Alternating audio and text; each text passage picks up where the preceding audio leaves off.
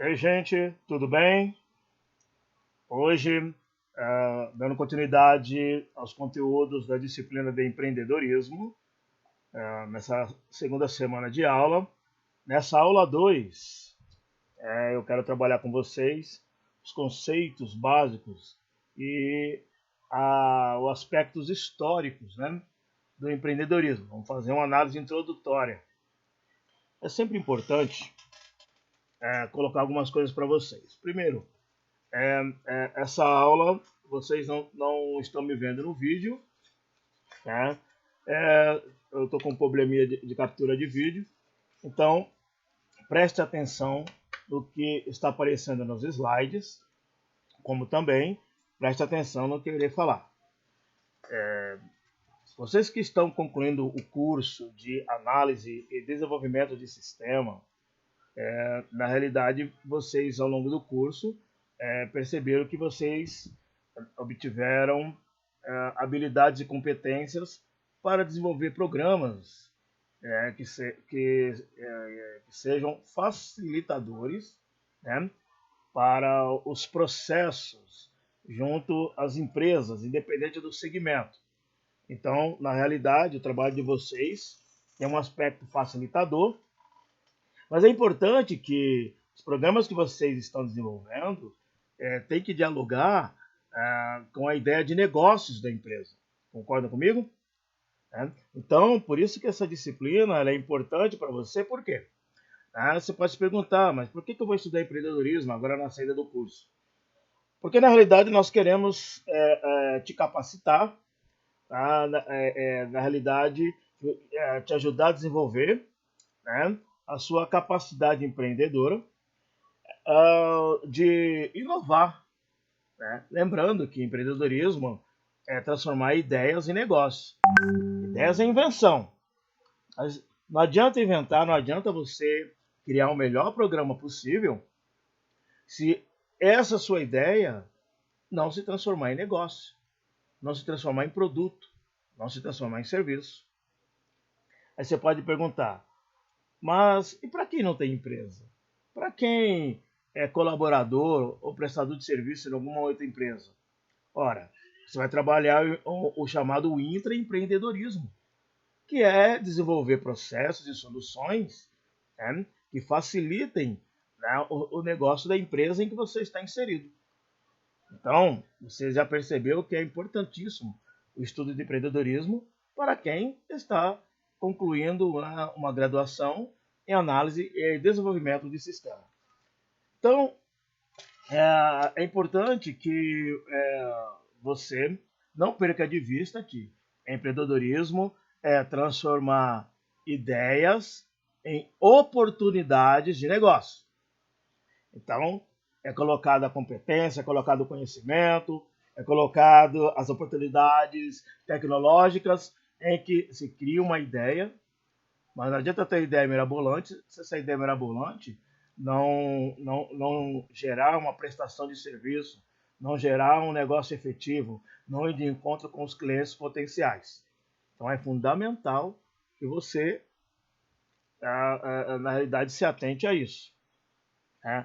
Então, na realidade, Schumpeter, né, que foi um dos papas, um dos pais da teoria de empreendedorismo, na próxima aula estaremos trabalhando essas teorias, né? Ele dizia que o empreendedor, se empreendedorismo é transformar ideias em negócio, o empreendedor é aquele que introduz novos produtos e serviços no mercado. Né? Então, quando se introduz novos produtos e serviços no mercado, o que está acontecendo? Está havendo uma destruição de ordem econômica. Mas na próxima aula eu explico melhor isso daí, ok? Então, ou seja, toda ação empreendedora ela vai ocorrer para dentro do ambiente de mercado. Agora, o ambiente de mercado ele é composto por empresas. As empresas que ofertam produtos e serviços, que ofertam soluções, que geram conveniências, e ela vai gerar, né, conveniência para quem? Para o consumidor. Ora, o consumidor né, é aquele que vai consumir produtos e serviços, que vai pagar por isso, que vai, na realidade, ser o alimento que vai produzir, né, o lucro para as empresas que estão ofertando serviço. Né? Temos a figura do governo, que regula as relações, que, na realidade, por meio dos impostos, né, pelo menos deveria investir no processo de infraestrutura, de produzir uma segurança jurídica, de regular as relações. Né? Então, tudo isso é ambiente de mercado. Né? As empresas ofertam produtos e serviços, o consumidor consome, paga por esse serviço. O governo também, além de ele regular as relações, ele também oferta produtos e serviços. Tá? Então, ele também está inserido no contexto de mercado. Tá? Então, ou seja, esse conceito, né, de empresas, né, de mercados, ele na realidade ele vem sendo aprimorado já, né, há cerca de 400 anos, né? Vai perceber ao longo da história. Mas empresas, quando se fala, né, quando estamos falando de empresas, estamos falando exatamente do quê? Estamos falando daquelas unidades econômicas. Por que unidades econômicas? Porque na realidade elas produzem produtos e serviços. E por que sociais? Porque tem pessoas, né, que dão vida, né, a essas unidades econômicas. Então, ou seja, empresas são unidades econômicas que têm por objetivo o lucro.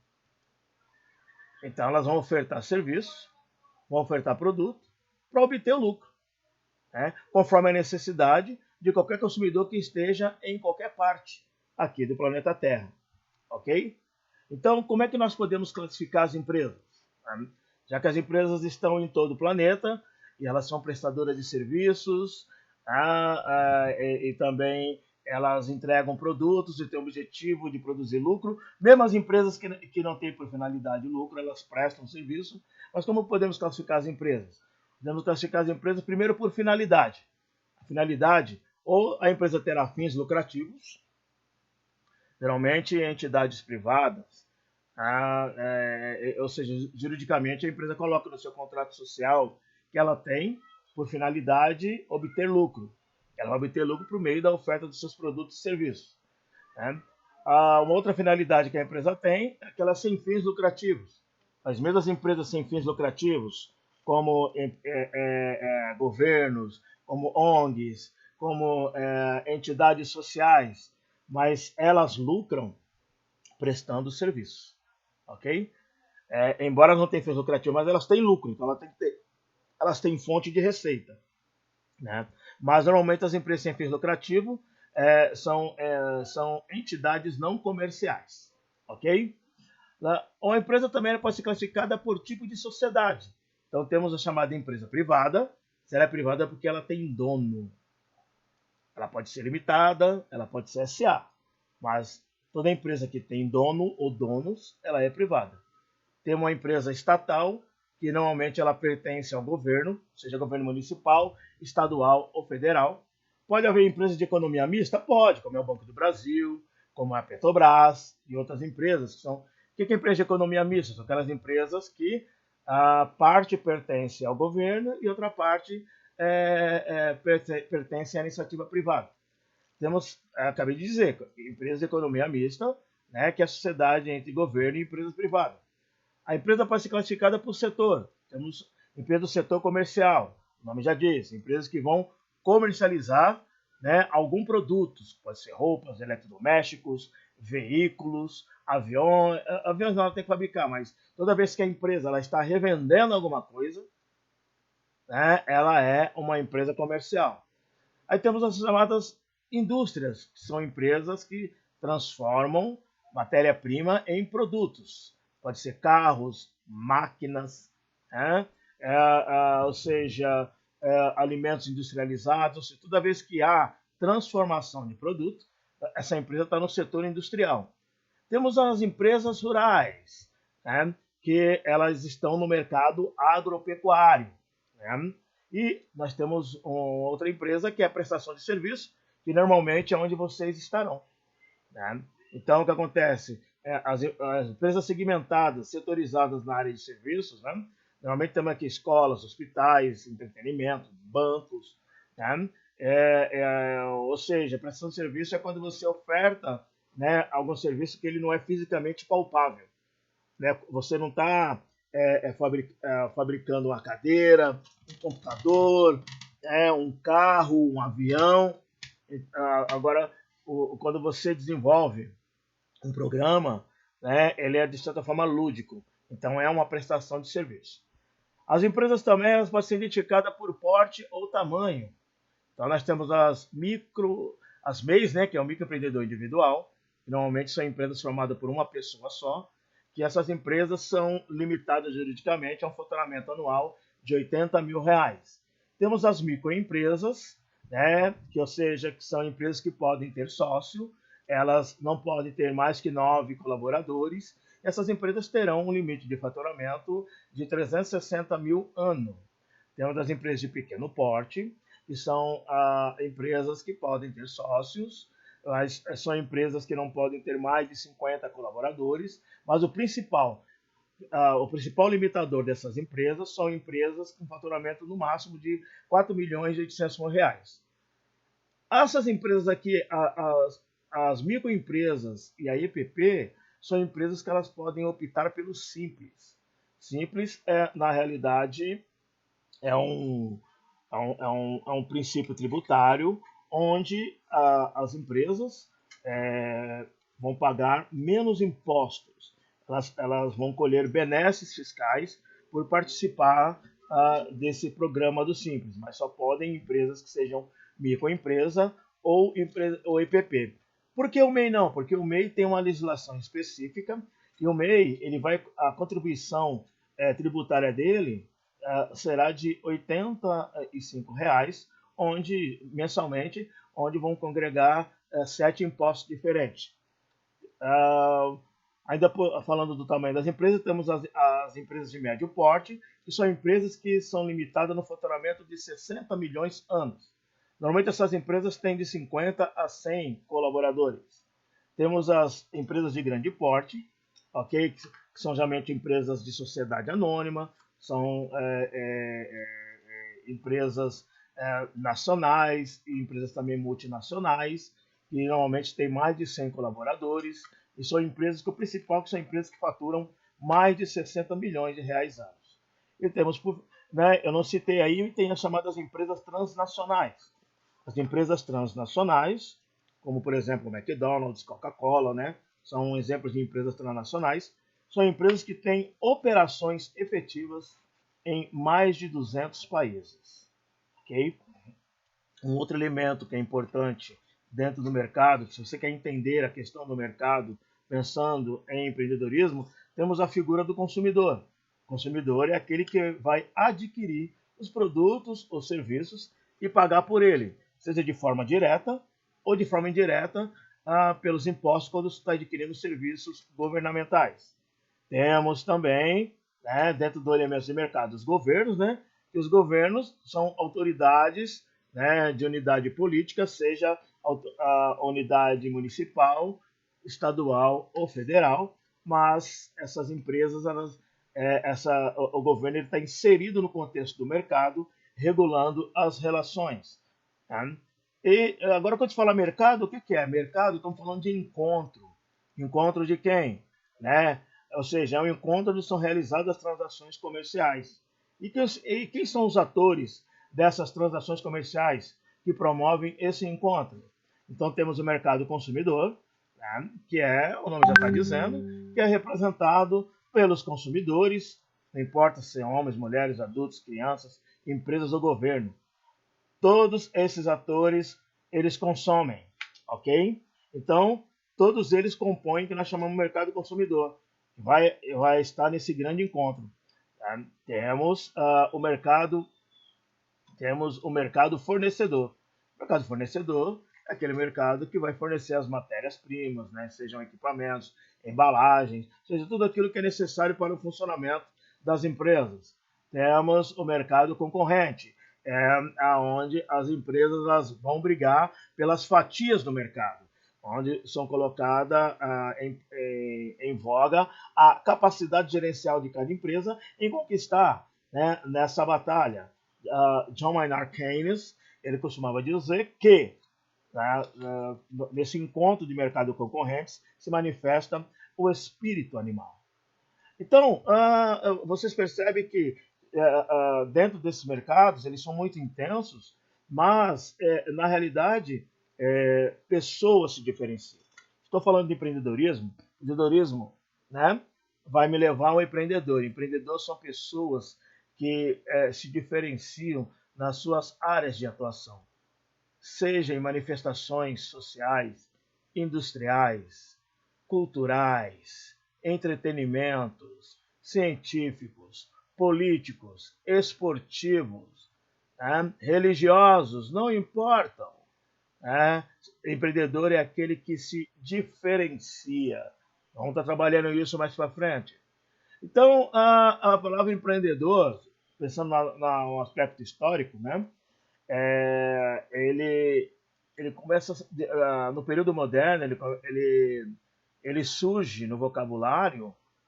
Já nas viagens de Marco Polo já ia citando alguma coisa, mas no vocabulário moderno ele vai surgir ali no século XVI, na França, né, a partir da palavra entrepreneur. Entrepreneur significa alguém que assume riscos e começa algo novo. Então, é um momento em que você está ali no ciclo das navegações, que está chegando muito ouro na Europa, e isso começa a promover uma movimentação comercial.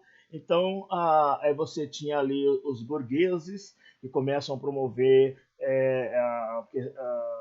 um processo comercial, né? E como eles estão assumindo os riscos, né, de começar algo novo, eles passaram a ser chamados de empreendedores. Né? Então, embora o que inspira todo esse processo são as viagens, né, de Marco Polo ali no século IV, V, né? Mas depois, já na Idade Moderna, o empreendedorismo ele começa a ter um diálogo com o sistema capitalista, ok? Ainda continuando, né? Se você pensar o empreendedorismo já na Idade Média, na Idade Média, o empreendedor era chamado aquele que gerenciava grandes projetos de produção. Então, se você pensar, por exemplo, em Pedro Álvares Cabral, quando ele vem com a armada dele, né, para assumir as novas terras conquistadas, né? O Pedro Álvares Cabral ele era uma espécie de empreendedor porque ele estava gerenciando um grande projeto, ok? Já no século XVII, já não estamos mais na Idade Média, já estamos na Idade Moderna. No século XVII, o empreendedor é aquele que fazia bons acordos com o governo, né, para poder ofertar produtos e serviços. Eram chamados burgueses. Então, geralmente eles criavam uma linha de influência com a classe nobre e com a classe real, ofertando produtos e serviços, né, porém, eles assumiam todos os riscos. Mas esse tipo de gente era chamado de empreendedor.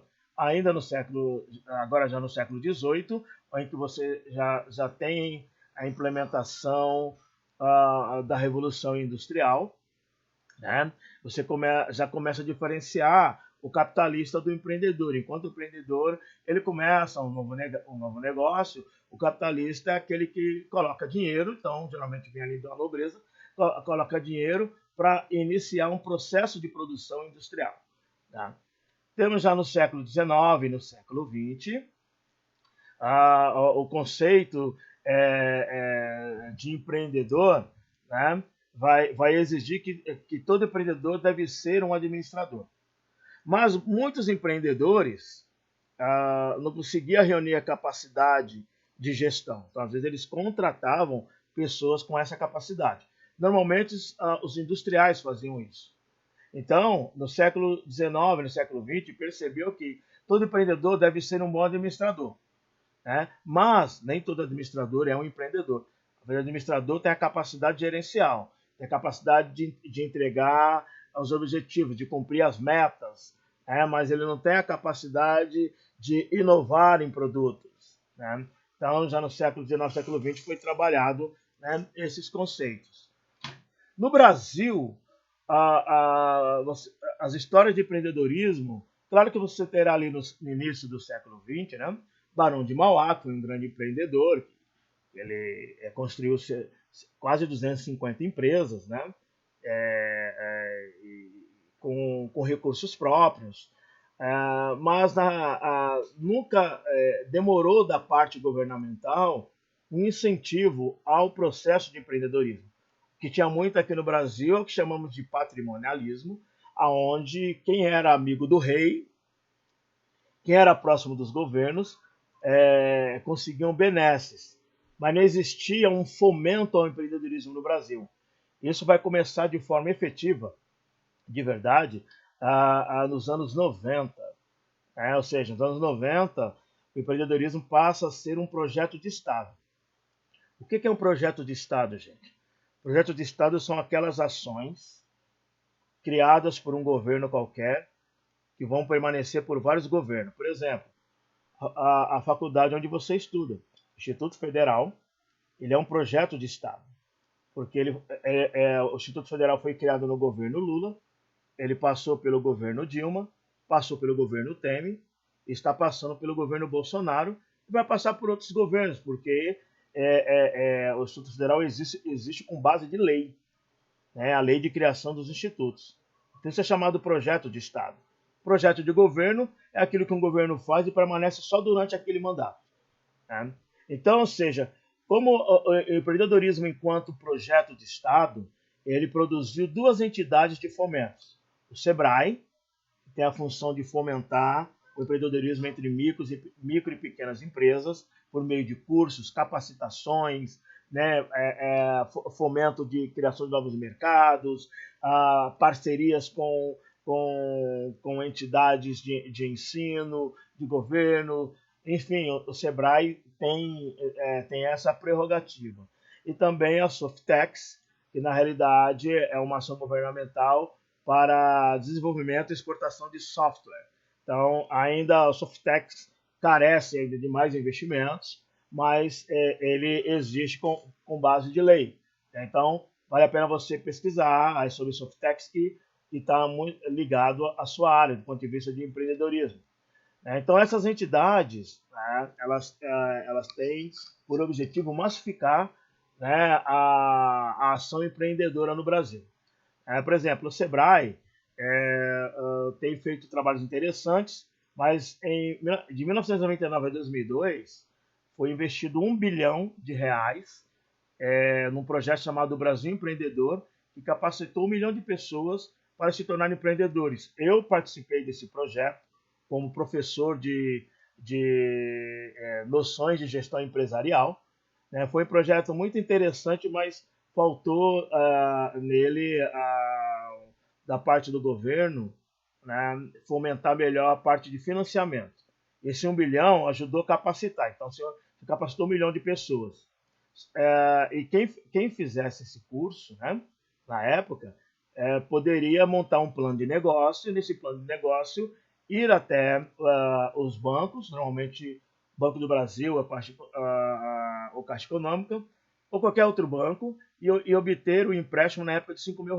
O problema é que não fizeram uma parceria com os bancos. Então, quando o banco foi fazer os empréstimos, os bancos exigiam as garantias, e muita gente que se capacitou, estamos falando de costureiras, né, pequenos feirantes, pequenos construtores, gente que não tinha capital, eles precisavam decolar, então eles não tinham como garantir, então eles ficaram só capacitação e muitos não conseguiram, né, abrir suas empresas. Então foi uma das falhas desse projeto Brasil Empreendedor.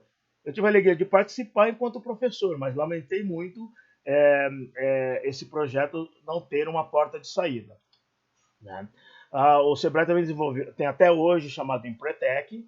Né? Empretec é um projeto de capacitação para quem já tem empresa, onde vai aprimorar a capacidade gestora desses pequenos empresários. Tem o programa Jovem Empreendedor, que vai fomentar a capacidade empreendedora com jovens universitários.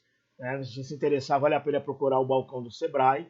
Então, são projetos de Estado, né, que ocorre aqui no Brasil. A Softex precisa andar mais. A Sofitex, o trabalho dela é desenvolver projetos de novos softwares, desenvolver soluções para serem ofertadas no mercado. Mas vale a pena você pesquisar também, que é um projeto de Estado. Okay?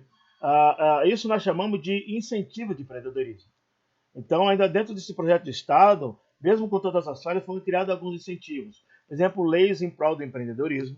Então, tem uma série de leis que, na realidade, traz facilitador de impostos. Eu citei para vocês o Simples, ele é um incentivo, né, ao empreendedorismo, ao micro e pequeno empresário, que vai começar o seu negócio e vai pagar imposto com alíquota menor.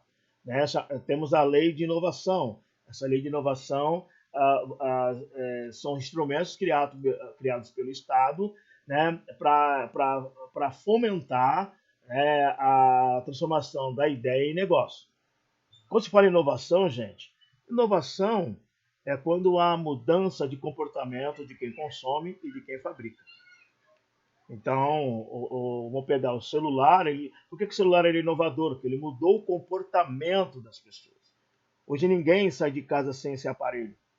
Hoje nesse aparelho as pessoas realizam negócios, elas conversam, assistem filmes, assistem aulas, digitam texto. Isso é inovação. Como eu disse, né, a instituição do Simples, que é uma simplificação de impostos, né, já expliquei para vocês. Né? Temos o programa Empreendedor Individual, que é um incentivo para os MEIs. Né? Então, esses são os aspectos gerais que é importante vocês conhecerem, né? Nessa primeira fase dos estudos de empreendedorismo, onde estamos estudando os conceitos básicos e os aspectos históricos. Próxima aula vamos trabalhar as teorias do empreendedorismo, ou seja, quais são as teorias que fundamentam o conceito do empreendedorismo. Ok, gente? Então, por enquanto, é isto.